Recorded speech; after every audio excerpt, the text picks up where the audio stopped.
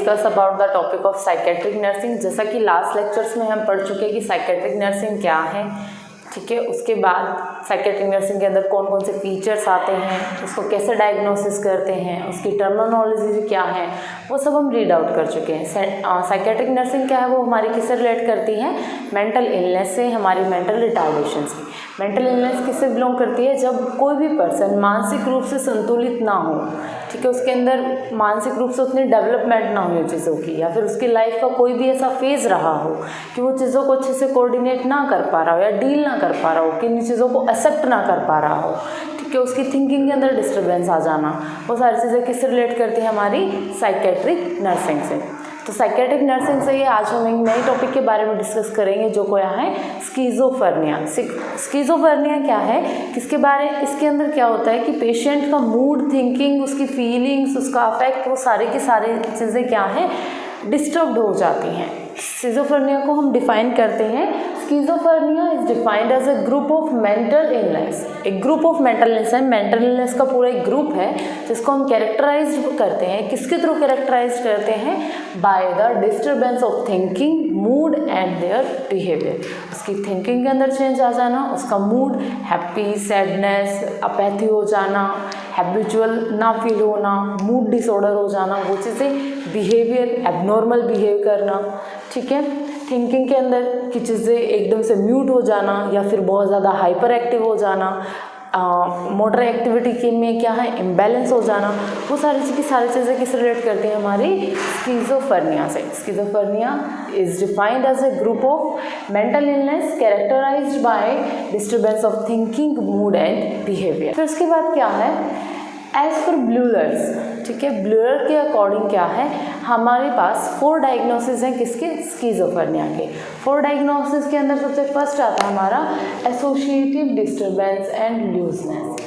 Associative disturbance किससे relate करती है कि जो भी हमारे आइडियाज़ हैं, जो भी हमारी थिंकिंग है, उसके अंदर एक डिस्टर्बेंस आ जाना। हम किसी चीज़ के लिए पहले करेक्टली सोच पा रहे थे, डील कर पा रहे थे, लेकिन हम नहीं कर पा रहे, वो किसी के रिलेट करता है, हमारी एसोसिएटिव डिस्टर्बेंस है।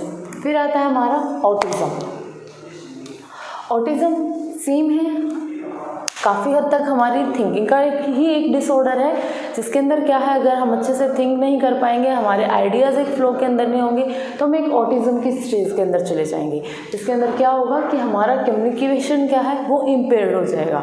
हम अच्छे से कम्युनिकेट नहीं कर पा रहे हैं, अगर आइडियाज़ एक फ्लो के अंदर नहीं है तो हम क्या है, अच्छे से कम्युनिकेट नहीं कर पाएंगे, और उसके साथ साथ क्या है, सोशल डिट्रैक्शन हो जाएगा। सोशल डिट्रैक्शन क्या है, अगर आप अच्छे से कम्युनिकेट नहीं कर पा रहे हो, आपकी कम्युनिकेशन इम्पेयर्ड हो गई है, तो ऑब्वियसली आप सामाजिक तौर से क्या है, लोगों के साथ ईजिली अच्छे से जुड़ नहीं पाते हो, ठीक है। फिर उसके बाद आता है इनएप्रोप्रिएट अफेक्ट किससे रिलेट करता है, हमारे रिलेटेड टू जॉय, हमारी फीलिंग्स, हम किसी ग्रीफ के अंदर हैं, हमारी एंजाइटी की चीज़ों का इफ़ेक्ट हमारे ऊपर क्या आ रहा है, क्या वो करेक्ट है सिचुएशन के अकॉर्डिंग, वो चीज़ें। जैसे अगर हम बात करें एंजाइटी की, एंजाइटी क्या है कि हम किसी भी चीज़ को लेके बेचैन हो जाते हैं, ठीक है, बेचैनी होना, एंजाइटी मीन्स बेचैनी होना। जैसे कि एक सिंपल कोई भी अनइमेजिन्ड, अनरियल डेंजर को सोच के कि वैसा कोई डेंजर है नहीं, वैसा कोई खतरा है नहीं, लेकिन फिर भी हम उसके बारे में ओवरथिंक करके चीज़ों का क्या है, इनएप्रोप्रिएट अफेक्ट अपने ऊपर ले रहे हैं, ठीक है। फिर आ जाता है हमारा एम्बिवैलेंस। एम्बिवैलेंस के अंदर क्या है कि एक सिंगल पर्सन सेम टाइमिंग्स पे 2 अपोजिट थॉट रखता है। एक ही पर्सन सेम टाइमिंग्स पे 2 अपोजिट थॉट रखता है, किस चीज़ों के लिए, एक सेम पर्सन के लिए, सेम सिचुएशन पे और सेम टाइम पे, ठीक है। तो स्किज़ोफ्रेनिया एज पर ब्लूरर्स ने 4 डायग्नोसिस किए हैं। सबसे फर्स्ट क्या है हमारा, associative disturbance and looseness, second है हमारा ऑटिज्म, थर्ड आता है इनएप्रोप्रिएट अफेक्ट, एंड फोर्थ आता है हमारा एम्बिवैलेंस। एसोसिएटिव डिस्टर्बेंस एंड लूजनेस के अंदर सेम चीज़ें हैं, हमारी आइडियाज़ एंड थिंकिंग क्या है, वो डिस्टर्ब हो जाती है। एसोसिएटिव डिस्टर्बेंस एंड लूजनेस क्या है, आइडियाज़ एंड थिंकिंग से रिलेट करती है। फिर ऑटिज्म क्या है, उसके अंदर हमारा सेम एसोसिएटिव डिस्टर्बेंस हो रही है, उसी के साथ साथ ऑटिज्म की कंडीशन आ जाती है। अगर हमारे आइडियाज़ और हमारी थिंकिंग अच्छे से फ्लो में वर्क नहीं कर रहे हैं, या वो हमें प्रॉपरली आंसरेबल या रिएक्ट नहीं कर पा रहे हैं, हम चीज़ों को रेफरेंस नहीं कर पा रहे हैं, तो किसका पार्ट आ जाता है, हमारा ऑटिज्म का। ऑटिज्म के अंदर क्या होती है, impaired communication and social detraction. फिर इनएप्रोप्रिएट अफेक्ट चीज़ों को लेके प्रॉपरली अफेक्ट नहीं कर पाते हैं, रिएक्शंस नहीं हो पाते हैं। एंड एम्बिवेलेंस क्या है, किसी भी सेम सिचुएशन के लिए सेम टाइम पीरियड पे, ठीक है, और सेम पर्सन के लिए टू अपोजिट फीलिंग रखना, वो किसके अंदर आता है, हमारा एम्बिवेलेंस के अंदर, ठीक है। फिर उसके बाद हम एसोशिएट करते हैं, वैसे तो स्किज़ोफ्रेनिया के काफ़ी सारे टाइप्स हैं, जैसे चाइल्डहुड स्किज़ोफ्रेनिया, हेरिडिटरी स्किज़ोफ्रेनिया, लेकिन जो मेनली हम स्टडी करेंगे वो कौन से हैं, paranoid schizophrenia and catatonic schizophrenia. Paranoid schizophrenia के अंदर चीज़ें क्या होती हैं कि पर्सन वो धीरे धीरे, ऐसा नहीं है कि सडन उसके अंदर पैरानॉइड स्किज़ोफ्रेनिया होना स्टार्ट हो जाता है, उसके रिएक्शंस एंड सिम्टम्स बनना शुरू हो जाते हैं। नहीं, it occurs at the age of 25 to 30 years. ये मेनली कौन सी एज में अक्कर होना शुरू होता है, 25 to 30 ईयर की एज में अक्कर होना शुरू होता है और ग्रेजुअली होता है, धीरे धीरे उसकी एक प्रोसेस स्टार्टअप होती है। वहीं पे कैटाटोनिक स्किज़ोफ्रेनिया क्या है, it occurs at the age of 15 to 25 years of age. Catatonic क्या है, 15 से 25 साल की एज में क्या है, ये होना स्टार्ट होता है एंड ऑनसेट इज सडन, और एकदम से होता है, अचानक इसके साइन एंड सिम्टम्स हमें सीन होना शुरू हो जाते हैं। फिर पैरानॉइड के अंदर हमारा क्या है, हमें डिल्यूजन्स फील होते हैं। डिल्यूजन्स क्या है, चीज़ों का भ्रम होना, जैसा कि हम पहले भी पढ़ चुके हैं। डिल्यूजन क्या है, चीज़ों का भ्रम होना, कि हम खुद को बहुत ज़्यादा महान समझ लेना, या डिल्यूजन होना कि कोई आपको मारना चाहता है। डिल्यूजन इस बात का होना कि सब आपके बारे में बात कर रहे हैं, ठीक है, वो सारी चीज़ें किससे रिलेट करती हैं, हमारी डिल्यूजन से। तो पैरानॉइड के अंदर हमें क्या है, डिल्यूजन ऑफ परकशन फील होता है, उसके अंदर में फील होता है delusion of persecution, delusion of reference and delusion of grandeur, ठीक है। लेकिन कैटाटोनिक के अंदर क्या है, डिल्यूजन्स आर अब्सेंट। कैटाटोनिक के अंदर हमारा क्या होता है, जो हमारे डिल्यूजन्स हैं वो अब्सेंट होते हैं, पेशेंट को किसी तरीके का कोई भ्रम नहीं होता है, ठीक है। अगर अब हम बात करें डिल्यूजन ऑफ परकशन क्या है, डिल्यूजन ऑफ परकशन के अंदर क्या है कि जो पर्सन स्किज़ोफ्रेनिया, पैरानॉइड स्किज़ोफ्रेनिया से पेयर्ड है, जो पर्सन डिल्यूजन ऑफ परकशन, ठीक है, उसके अंदर क्या आता है कि जो पर्सन पैरानॉइड स्किज़ोफ्रेनिया के साथ एसोसिएटेड है, ठीक है, उसको फील कर रहा है, उसको प्रॉब्लम है उस चीज़ की, तो उसके अंदर क्या होता है कि उसको ऐसा लगता है कि जो उसके क्लोज पर्सन्स है, इवन उसके फैमिली मेम्बर्स, उसके फ्रेंड्स, उसके रिलेटिव, वो सब क्या है, उसको मारना चाहते हैं, ठीक है, वो सब उसको नुकसान पहुंचाना चाहते हैं, उसको हार्म करना चाहते हैं। तो किसके अंदर आता है, हमारा डिल्यूजन ऑफ परकशन के अंदर, ठीक है। तो पैरानॉइड के पर्सन को क्या लगता है कि जो भी उसके फ्रेंड्स हैं, उसके फैमिली मेम्बर्स हैं, जो भी उसके रिलेटिव्स हैं, ठीक है, वो सब उसको नुकसान पहुंचाना चाहते हैं, उसको मारना चाहते हैं, उसको एक अजीब तरीके का थ्रेट एंड एंजाइटी रहता है, जो किसके अंदर एसोसिएट करता है, हमारा इनअप्रोप्रिएट अफेक्ट के अंदर, ठीक है।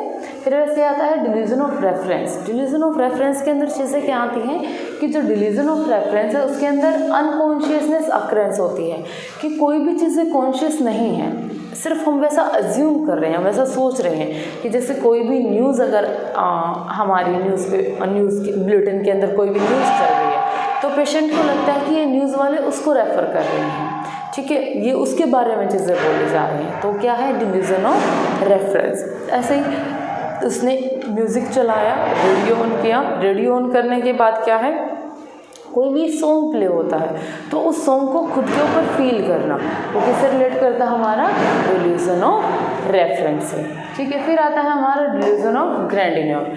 डिल्यूजन ऑफ ग्रैंडिन्योर के अंदर क्या, ग्रैंड फील करना, जो भी पर्सन है, जो मैन है, वुमेन है, जो भी है, जो भी ह्यूमन बीइंग है, जो पैरानॉइड स्किज़ोफ्रेनिया का पेशेंट है, उसको क्या लगता है कि वो मानिया की कंडीशन की तरह फील करता है।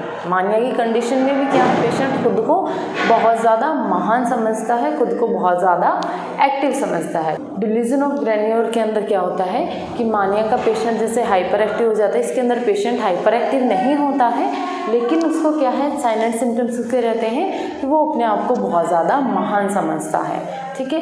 पेशेंट को लगता है कि ही कैन डू एवरीथिंग, कि वो हर एक चीज़ कर सकता है। वो किससे रिलेट करती है, हमारी पैरानॉइड स्किज़ोफ्रेनिया से, ठीक है। फिर उसके बाद आता है हमारा कैटाटोनिक स्किज़ोफ्रेनिया। कैटाटोनिक स्किज़ोफ्रेनिया के अंदर क्या है, डिल्यूजन्स आर एब्सेंट। जो डिल्यूजन्स, कि कोई पर्सन पैरानॉइड स्किज़ोफ्रेनिया के अंदर क्या था कि पेशेंट को लगता है कोई इसको मारना चाहता है, उसके खुद के जो रिलेटिव्स फ्रेंड्स हैं वो उसको नुकसान पहुंचाना चाहते हैं। फिर जो अदर चीज़ें हैं अनस्पिशियस हैं, ठीक है, जिनका कोई लेना देना नहीं है पेशेंट से, जो पेशेंट को जानते तक नहीं है, उनके बारे में उसको चीज़ें लगना कि कोई भी सॉन्ग प्ले हुआ है रेडियो FM के ऊपर, उसको लगना कि वो सॉन्ग उससे रिलेट करता है, उसकी लाइफ जर्नी से रिलेट करता है, तो किसके अंदर आ जाता है हमारा delusion of reference and gradient. ये सारी की सारी चीज़ें पैरानॉइड के अंदर प्रेजेंट होती हैं, लेकिन कैटाटोनिक स्किज़ोफ्रेनिया के अंदर पेशेंट को किसी तरीके का कोई भ्रम नहीं होता, ठीक है। फिर पैरानॉइड के अंदर क्या हो, डिस्टर्बेंस ऑफ अफेक्ट ऑब्वियसली जो हमारे डिल्यूजन्स है उसके अकॉर्डिंग वो अफेक्ट करेगा, ठीक है। तो उसके अंदर डिस्टर्बेंस आ जाएगी, हमारी स्पीच के अंदर डिस्टर्बेंस आ जाएगी एंड हमारा मोटर बिहेवियर क्या है वो भी डिस्टर्ब्ड हो जाएगा, ठीक है। देन उसके बाद आता है हमारा कैटाटोनिक स्किज़ोफ्रेनिया। कैटाटोनिक स्किज़ोफ्रेनिया क्या है, मेनली 2 टाइप्स का होता है, catatonic stupor and catatonic excitement. Catatonic stupor के अंदर चीज़ें क्या होती हैं कि कोई भी पर्सन क्या है वो बहुत ज़्यादा डिप्रेस्ड फील करता है, ठीक है, होपलेस हेल्पलेस फील करता है, वो चीज़ों के साथ डील नहीं कर पाता है, एकदम शांत हो जाना, एक ऐसा हो जाना कि कोई ये ब्लैंक बुक है, एक वेकेंट बुक की तरह वो रिएक्ट करता है, वो किसके अंदर आ जाता है हमारा कैटाटोनिक स्टूपर के अंदर। देन आता है हमारा कैटाटोनिक एक्साइटमेंट। कैटाटोनिक एक्साइटमेंट हमारा क्या है, वाइल्ड एंड क्वाइट। जो कैटाटोनिक एक्साइटमेंट है उसके अंदर पेशेंट क्या वो बहुत ज़्यादा वाइल्ड हो जाता है, क्वाइट हो जाता है एंड अनप्रिडिक्टेबल बिहेवियर, मतलब वो इतना ज़्यादा वाइल्ड हो जाता है कि हम उसके बिहेवियर को प्रिडिक्ट नहीं कर पाते हैं, वो बहुत ज़्यादा हार्मी हो जाता है, बहुत ज़्यादा अग्रेसिव हो जाता है, बहुत ज़्यादा हाइपर एक्टिव हो जाता है। हाइपर एक्टिव हो जाता है तो जो उसके आइडियाज़ थॉट्स हैं उनका फ्लो भी क्या है वो बढ़ जाता है, ठीक है, और नेगेटिविज्म भी इसके अंदर चीज़ें आ जाते हैं, ठीक है। वो किससे रिलेट करते हैं, हमारी कैटाटोनिक एक्साइटमेंट से, ठीक है। फिर उसके बाद आता है हमारा hallucination are associated with delusion. जो पैरानॉइड स्किज़ोफ्रेनिया का पेशेंट है उसको हेलुसिनेशन फील होते हैं कि उसको डिल्यूजन भी है, उसको हेलुसिनेशन भी है, लेकिन जो उसके हेलुसिनेशन है वो किसके साथ एसोसिएट करते हैं, हमारे डिल्यूजन के साथ, कि पेशेंट को अगर रेफरेंस का डिल्यूजन है तो उसको जो भी अदर पर्सन से बात कर रहे हैं, जो भी उसके आसपास चीज़ें हो रही हैं, उनको सोच के उसको ऐसी ही फीलिंग आएगी कि उसके बारे में ही बातें की जा रही हैं, सब उसके बारे में बात कर रहे हैं।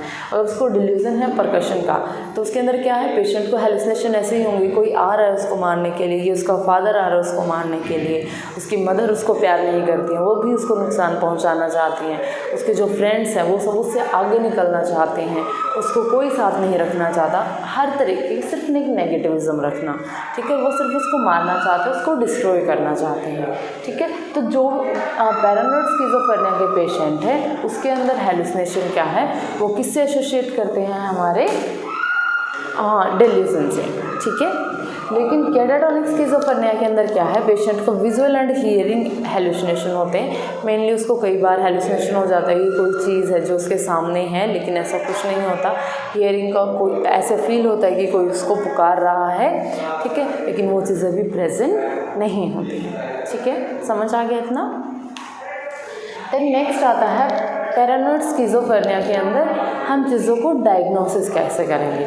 अब बात आती है हमारे नर्सिंग केयर प्लान के ऊपर। नर्सिंग केयर प्लान कैसे रिलेट करता है हमारे, कि जो हमारे स्किज़ोफ्रेनिया के पेशेंट है, मेनली 2 टाइप्स का, पैरानॉइड एंड कैटाटोनिक, तो हम उन पेशेंट्स को केयर कैसे करेंगे, स्किज़ोफ्रेनिया में हम केयर प्रोवाइड कैसे करेंगे। सबसे फर्स्ट हमारा आता है उसके अंदर इंक्रीज्ड एंजाइटी। जो भी पैरानॉइड स्किज़ोफ्रेनिया का पेशेंट है उसके अंदर एक एंजाइटी, बेवजह का इरेगुलर इम्पेयर्ड क्या है, एक फियर उसके अंदर बना रहता है जो कि अनरियल है, इमेजिन्ड है, ठीक है, तो उसकी एंजाइटी है। तो हमें सबसे फर्स्ट क्या है, उसकी एंजाइटी को रिमूव करना है। वो कैसे कर सकते हैं, पेशेंट को आइसोलेशन में नहीं रखें, क्योंकि अकेलापन फील करके वो चीज़ों को और ज़्यादा सोचेगा, उसको बहुत सारे डिलीजन्स भी तो हैं, ठीक है। तो do not put the patient in isolation, patient को अलग नहीं रखेंगे। Allow the patient to feel move freely around, patient को अलाउ करेंगे कि वो आसपास के एरिया में फ्रीली मूव कर सके, जिससे क्या है कि उसका कॉन्फिडेंस गेन होगा। कॉन्फिडेंस गेन होगा तो उसके साथ साथ क्या है कि वो एक पॉजिटिव वाइब उसके अंदर आएगी, वो खुद को पॉजिटिव फील करेगा। दैन आंसर कोई भी क्वेश्चन अगर पेशेंट हमसे पूछ रहा है तो उसको टू द पॉइंट आंसर करना है, लेकिन उसको उसकी क्लियरेंस के अकॉर्डिंग उन चीज़ों को ब्रीफली विस्तार से उसको समझा भी देना है, ठीक है। देन फिर उसके बाद हम क्या कर सकते हैं, जो भी पेशेंट की डाउट्स हैं, कोई भी डाउट पेशेंट को है, जब उससे हमसे कोई भी क्वेश्चन की, हमने उसका आंसर कर दिया, लेकिन उसके बाद भी पेशेंट को कोई डाउट है तो उसको ब्रीफली बताना एंड पेशेंट को एनकरेज करना कि जो भी साइकोलॉजिकल थेरेपी है, जो बिहेवियर से लेके है, ऑक्यूपेशनल है, प्ले थेरेपीज, जो भी उसके ट्रीटमेंट से रिलेटेड है, वो उनमें पार्टिसिपेट करे अपनी विश से। ठीक है, तो सबसे फर्स्ट हमारा क्या था, इम्पेयर्ड एंजाइटी। इम्पेयर्ड एंजाइटी के अंदर नर्सिंग मैनेजमेंट में हम क्या करेंगे, पेशेंट को आइसोलेट करके नहीं रखेंगे, उसको फ्रीली मूव करने देंगे। उसको फ्रीली मूव करने के बाद क्या है, पेशेंट को आंसर करेंगे, ब्रीफली भी आंसर करेंगे, अगर नीड है तो पेशेंट को कोई भी डाउट है तो उसके डाउट्स को क्लियर करेंगे, टू द पॉइंट आंसर करेंगे और पेशेंट को एनकरेज करेंगे, किसके लिए, साइकोलॉजिकल थेरेपी के लिए। ठीक है, फिर आता है हमारा इम्पेयर्ड कम्युनिकेशन। कम्युनिकेशन क्या है कि पेशेंट अच्छे से चीज़ों के साथ बातें नहीं कर पा रहा। कम्युनिकेशन किससे रिलेटेड है, बातचीत में कौन कौन सी चीज़ें होती है, एक पर्सन क्या है, रिसीवर होता है, एक पर्सन सेंडर होता है और एक मैसेज होता है जो चैनल के थ्रू कन्वर्ट होकर हमारे पास आता है। तो पर्सन क्या है, उस मैसेज को डील कर पा रहा है, रिसीव कर पा रहा है, नहीं कर पा रहा है। अगर उसने रिसीव कर लिया है तो उसके लिए फीडबैक दे पा रहा है या नहीं दे पा रहा है, वो चीज़ है। ठीक है, तो उसके अंदर हम क्या करेंगे, पेशेंट को अलाउ करेंगे टू इनिशिएट ए कन्वर्सेशन, उसको एक बातचीत में लेने के लिए अलाउ करेंगे कि वो ज़्यादा से ज़्यादा कम्युनिकेट करे। ठीक है, दैन उसके बाद have a matter of fact actual during conversation, जो भी तथ्य है, जो वो बातें कर रहा है, जो वो कन्वर्सेशन कर रहा है, तो उसके अंदर किन किन फैक्ट्स, कौन कौन से फैक्ट्स के ऊपर वो फोकस कर रहा है। ठीक है, तो उसके बारे में डिस्कस करना है, क्योंकि वहीं से हमें ये पता लगेगा पेशेंट को किस तरीके के डिल्यूजन्स हैं। ठीक है, अदर सोसाइटी को लेके, अदर पर्सन्स को लेके, तो उसको इनकरेज करना, उसको provide opportunity to lead the group and ask a patient to help send all the relatives out of ward before the round. Patient को क्या है, जो भी एक्टिविटीज़ हैं उसमें as a team leader role को प्ले करने देना, ताकि जो उसकी रियलिटी है उन चीज़ों को हम फेस कर पाएँ, उसके कन्वर्सेशन से उसके फैक्ट्स का पता कर पाएँ, जो वो चीज़ों को डील करें तो उसके एंजाइटी और उसके मूड और उसके स्पीच मोटर बिहेवियर का पता कर पाएँ, और वेरियस कम्युनिकेशन टेक्निक्स का यूज़ करना उन चीज़ों को जानने के लिए। ठीक है, फिर उसके बाद आता है हमारा इम्पेयर्ड परसेप्शन। इम्पेयर्ड परसेप्शन क्या है, परसेप्शन के अंदर क्या होता है कि पेशेंट का भ्रम, कि वो क्या परसेप्ट करता है, कि उसके दिमाग में, उसकी सोच में क्या चल रही हैं चीज़ें। ठीक है, तो ऑब्वियसली पेशेंट को हेलुसिनेशन होती है, तो परसेप्शन को रिकवर करने के लिए, ठीक करने के लिए हम क्या करेंगे कि allow the patient to talk about the hallucination. Patient को अलाउ करेंगे कि वो हेलुसिनेशन के बारे में खुल के बात करे, उनके बारे में प्रॉपरली डिस्कस करे। देन फोकस ऑन रियलिटी, जो भी रियलिटी है उसके ऊपर उसका फोकस करवाना। ठीक है, अवॉइड रेन्फोर्समेंट हिज डिल्यूजन हेलुसिन। उस पर्सन को हमें क्या है, फोर्स नहीं करना है कि वो उसका हेलुसिनेशन है, उसका डिल्यूजन नहीं, हमें सिर्फ जो रियल थिंग्स हैं उनको फेस कराना है, उसमें उसके साथ डील कराना है कि रियलिटी ये है। फोर्स नहीं करना है, सिर्फ हमें चीज़ों का एहसास दिलाना है पेशेंट को। Then avoid saying that you are wrong. Patient को ये नहीं बोलना है कि तुम गलत हो, नहीं, उससे क्या है कि पेशेंट के जो डिल्यूजन्स हैं वो स्ट्रॉन्ग हो सकते हैं चीज़ें कहने से। ठीक है, अगर हमने पेशेंट को ये बोला कि पेशेंट को लगता है कि कोई उसके फैमिली रिलेटिव्स उसको मारना चाहते हैं, लेकिन हमने पेशेंट को बोला ऐसा नहीं है, तुम गलत हो, तुम गलत सोच रहे हो, तो पेशेंट को क्या लगेगा कि हम भी उनकी फैमिली के साथ मिले हुए हैं। तो पेशेंट को अवॉइड करना है ये कहने की बजाय कि यू आर रॉन्ग। एक्सप्लेन करना है आई डोंट थिंक, सिर्फ उसको एक्सप्लेन करना है कि मुझे नहीं लगता ऐसी चीज़ें हैं, सी एंड हियर, तुम देखो, तुम महसूस करो। ठीक है, बट आई अंडरस्टैंड यू, लेकिन मैं तुम्हें समझ सकता हूँ, मैं तुम्हें समझ सकती हूँ। And see and hear to what you say, और मैं वो हर एक चीज़ देख भी रही हूँ, सुन भी रही हूँ जो तुम कहना चाहते हो, लेकिन प्लीज़ फिर भी तुम चीज़ों को रियलिटी के अंदर सोचने की कोशिश करो, देखो थोड़ा सा और फोर्सली सोचो। ठीक है, उस तरीके से पेशेंट की जो इम्पेयर्ड परसेप्शन है, जो परसेप्शन की इम्पेयरमेंट है, उसको करेक्ट करना। फिर उसके बाद आता है हमारा disturbed sleep pattern. Disturbed sleep pattern के अंदर क्या है, पेशेंट डिस्टर्ब्ड हो जाता है काफ़ी, क्योंकि उसको अलग अलग नेगेटिविज्म के थॉट्स आते रहते हैं, या फिर बहुत ज़्यादा महान होने के थॉट्स आए रहते हैं, एक्साइटमेंट्स के अंदर चीज़ें हो रही होती हैं। तो पेशेंट को एनकरेज करना है कि वो डे टाइमिंग्स में कुछ एक्टिविटीज़ करे, जिसकी वजह से वो टायर्डनेस फील करके उसको नींद आ जाए। ठीक है, फिर फिर उसके बाद allow relative to stay with the patient, patient को अलाउ करना है कि वो पेशेंट जो उसके रिलेटिव्स हैं उनको अलाउ करना है कि वो पेशेंट के साथ स्टे करें। At the night if the patient want to sleep near the nursing station allow him, अगर ऐसा कुछ है कि पेशेंट नाइट की टाइमिंग्स में नर्सिंग स्टेशन के पास सोना चाहता है तो उनको अलाउ करना है। Be with the patient, patient के साथ बने रहेंगे, ठीक है। And leave the lights on if other patient do not feel disturb, अगर पेशेंट ये चाहता है कि लाइट्स को ऑन रखा जाए तो ऑन रखेंगे, अगर पेशेंट ये चाहता है कि लाइट्स को ऑफ कर दिया जाए तो पेशेंट के कंफर्ट के अकॉर्डिंग क्या लाइट्स को ऑफ कर देंगे, ताकि जो उसकी डिस्टर्ब स्लीप पैटर्न है हम उसको थोड़ा सा ठीक कर पाएँ। देन आता है हमारा फैमिली स्ट्रेस, पेशेंट को एक तरीके का फैमिली स्ट्रेस, क्योंकि डिल्यूजन्स है उसको, तो उसके फैमिली स्ट्रेस को क्या है हमें कम करना है। तो पेशेंट को क्या है अलाउ करेंगे उसकी फैमिली के साथ बाहर जाने के लिए, कहीं लंच पे जाने के लिए, टी कॉफ़ी के लिए जाने के लिए, ठीक है। देन उसके बाद पेशेंट को पैरोल पे घर भेज देंगे। पैरोल का मतलब क्या है, जैसे कि जो भी हमारे क्राइमिस्ट होते हैं, ठीक है, जिन्होंने क्राइम किया हुआ था, जो जेल के अंदर होते हैं, ठीक है, उनको पैरोल पे कुछ टाइम के लिए कुछ टाइम पीरियड के बाद क्या है घर भेज दिया जाता है, एक तरीके से छुट्टी दे देना जमानत पे, ठीक है। तो उस चीज़ों के अंदर क्या है पेशेंट को कुछ टाइम के लिए पैरोल पे घर भेजते रहेंगे। Discuss with the patient and family member after the visit, जब पेशेंट क्या है घर से विजिट होके आता है तो उसकी कंडीशन के बारे में क्या है हम डिस्कस करेंगे कि पेशेंट ने बिहेव कैसे किया है। देन हमारी चीज़ें आती हैं, tell the patient to work out his activity at home and work place, patient को मतलब बताएंगे कि उसको घर पे कौन कौन सी एक्टिविटीज़ करनी है, आउटर साइड बाहर कौन कौन सी एक्टिविटीज़ करनी है, उन सब के बारे में डिस्कस करेंगे। एजुकेट फैमिली मेम्बर्स को एजुकेट करेंगे। And the patient the importance of continuity of flow up and medicines, ठीक है। फैमिली मेम्बर्स क्या है, फैमिली मेम्बर्स को एजुकेट करेंगे किस चीज़ के लिए, उसके फॉलोअप के लिए और उसकी मेडिसिन्स की कॉन्टिन्यूटी के लिए क्या है पेशेंट की फैमिली को एनकरेज करेंगे, ठीक है, समझ आ गया। देन उसके बाद चीज़ें आती है हमारी कैटाटॉनिक स्किज़ोफ्रेनिया के अंदर। कैटाटॉनिक स्किज़ोफ्रेनिया के अंदर हम चीज़ों को क्या करते हैं कि पेशेंट बहुत ज़्यादा एक्साइटेड हो जाता है, वाइडली बिहेव करता है, अग्रेसिव मोटर बिहेवियर हो जाता है, विजुअल एंड हियरिंग डिस्टर्बेंस होती है, इम्पल्सिवनेस फील करता है, ठीक है। और क्या है वो इतना वाइल्ड हो जाता है कि चीज़ों को ब्रेक करना और डिस्ट्रॉय करना शुरू कर देता है वो चीज़ें। तो उसमें हमें क्या डायग्नोसिस हमारे उसके अंदर क्या क्या आते हैं, इंक्रीज फिजिकल एक्टिविटी, जो भी पर्सन की फिजिकल एक्टिविटीज़ है वो काफ़ी इंक्रीज़ हो जाती हैं। इंक्रीज फिजिकल एक्टिविटीज़ की फिजिकल एक्टिविटी क्या है वो इंक्रीज़ हो जाती हैं। इनएबिलिटी टू स्लीप की एबिलिटी क्या है वो इनेबल हो जाती है, वो प्रॉपरली स्लीप नहीं कर पाता है, एक्साइटेड हो जाता है, वाइल्ड हो जाता है कैटाटॉनिक स्किज़ोफ्रेनिया के अंदर। तो इसके अंदर इसका एक मेन सिम्टम्स ये भी आता है कि इंक्रीज सेक्सुअल ड्राइव, जो उसकी सेक्सुअल ड्राइव है वो काफ़ी बढ़ जाती है।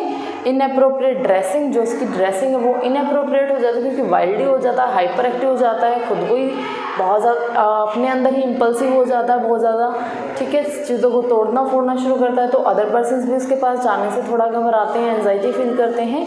तो उसका क्या है इनअप्रोप्रिएट ड्रेसिंग हो जाता है, उसकी हैबिट्स में चेंज हो जाते हैं, वो ड्रग्स अल्कोहल लेना शुरू कर देता है, मेडिसिन्स को लेने से मना करता है, रिफ्यूज़ल ऑफ मेडिसिन्स को नहीं लेता है, ठीक है। इंक्रीज रिपोरिया, बहुत ज़्यादा खुश या बहुत ज़्यादा एलेशन के अंदर, बहुत ज़्यादा एक्साइटमेंट के अंदर चीज़ों को शो करता है।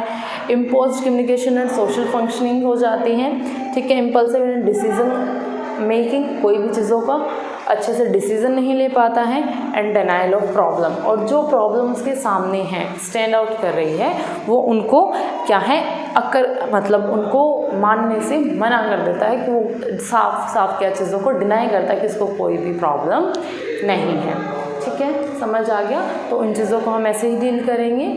स्किज़ोफ्रेनिया क्या है, मेंटल इलनेस है, disturb thinking mood and behaviour के अंदर। ब्यूलर ने उसको 4 पॉइंट्स के अंदर डिस्क्राइब किया, डायग्नोस किया है, उसके एसोसिएटेड डिस्टर्बेंस एंड लूजनेस के अंदर, ऑटिज्म के अंदर, इनएप्रोप्रिएट अफेक्ट और एम्बिवेलेंस के अंदर। मेन 2 टाइप का है paranoid schizophrenia and catatonic schizophrenia. Paranoid क्या है, चीज़ों में भ्रम ज़्यादा होता है, भ्रम के अकॉर्डिंग हमारे हेलुसिनेशन अटैच होती है। लेकिन कैटाटॉनिक के अंदर क्या है, मेनली 2 टाइप्स का होता है, स्टूपर भी होता है एंड कैटाटॉनिक एक्साइटमेंट भी होती है, ठीक है। और विजुअल हियर डिस्टर्बेंस भी होती है। फिर उसके बाद हमने इसके नर्सिंग केयर प्लान के बारे में पढ़ा कि पैरानोड स्किज़ोफ्रेनिया के अंदर क्या है हमारा डायग्नोसिस इंक्रीज एंजाइटी, जो उसकी एंजाइटी है उसको कैसे रिकवर करेंगे, उसके कम्युनिकेशन, परसेप्शन एंड उसके साथ साथ उसके स्लीप पैटर्न और फैमिली का स्ट्रेस है, उन सारी चीज़ों को रिड्यूस करना। फिर कैटाटोनिक के अंदर उसकी फिजिकल एक्टिविटीज़ जो इंक्रीज़ हो गई हैं उनको रिड्यूस करना, उसको काम फील कराना है, उसकी ड्रेसिंग को करेक्ट करना है, जो उसका वाइल्ड बिहेवियर है उसको ठीक करना है, उस जो डिनाई कर रहा है प्रॉब्लम को कि डिनायल ऑफ प्रॉब्लम्स को कोई प्रॉब्लम नहीं है, उन चीज़ों से उसको फेस कराना है, रियलिटी के अंदर उसको वापस लेके आना है, उन चीज़ों को सोचने के लिए उसको फोर्स करना है, जो उसकी सेक्सुअल ड्राइव बढ़ी हुई है, ठीक है, उन चीज़ों को गेन करना है और उसके वेट में जो चेंजेस आते हैं उनको भी मेंटेन करना है। ठीक है, समझ आ गया? Okay, thank you all, have a nice day.